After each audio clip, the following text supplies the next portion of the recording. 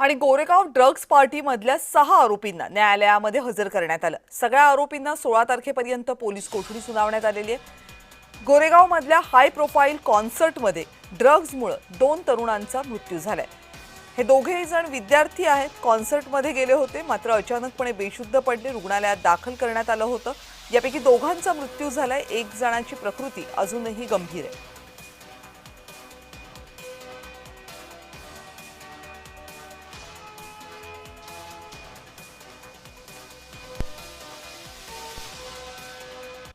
इस programme के दौरान 3 जो participant है उनको अनईजी फील हो रहा था, उसकी वजह से उनको हॉस्पिटलाइज किया गया था। उसमें से 2 लोगों की डेथ हुई है, एक जो है वो स्टेबल है, उनके ऊपर उपचार शुरू है।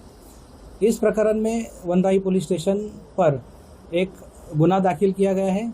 अभी तक के इन्वेस्टिगेशन में 6 आरोपियों को अटक किया गया है और जो फर्दर इन्वेस्टिगेशन है वो अभी शुरू है। 1.5 वर्षामध्ये मुंबई आणि महाराष्ट्राच्या पोलिसांनी मोठ्या प्रमाणावरती ड्रग्सच्या व्यवसायावरती, ड्रग्स पेडलिंग वरती कारवाई केलेली आहे। मोठ्या प्रमाणावरती रेकॉर्ड अशा प्रकारची ड्रग्सची जप्ती ही पोलिसांनी केलेली आहे।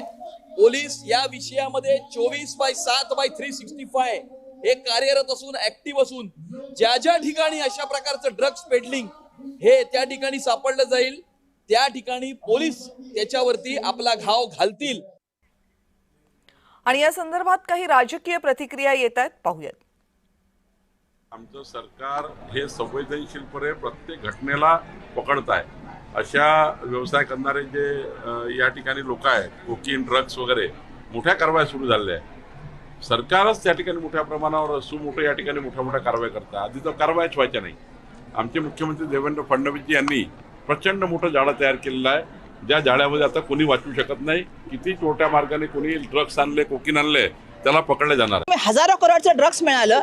आज आमच्याकडे मी बघते की सर्रासपणे जे आहे, मुंबई शहर असेल किंवा महाराष्ट्र असेल किंवा तुम्ही देशभरामध्ये बघा, मोठ्या प्रमाणामध्ये अंमली पदार्थाची विक्री होते। तुम्ही रेव पार्ट्यांना परमिशन कशी देता? आणि मला कळत नाही, स्थानिक पोलीस स्टेशनला माहिती नाही अंमली पदार्थ कोण विकतं। तुम्ही हॉकर्सवर कारवाई करायला पुढे असता, पण तुम्ही ड्रग्सवाल्यांवरती कारवाई करायला पुढे नसता। मला असं वाटतं याची तातडीने एक इन्क्वायरी झाली पाहिजे। मुंबईचे कमिशनर यांनी याची इन्क्वायरी देऊन महाराष्ट्राला आणि मुंबईला सांगितलं पाहिजे की काय नक्की तिथे घडलं। आणि हे जर पोलिसांच्या डोळ्यासमोर हे होत असेल तर हे अतिशय चिंताजनक आहे। याचा मी जाहीर निषेध करते आणि तातडीने गृह मंत्रालयाने याच्यावर ऍक्शन घेतली पाहिजे।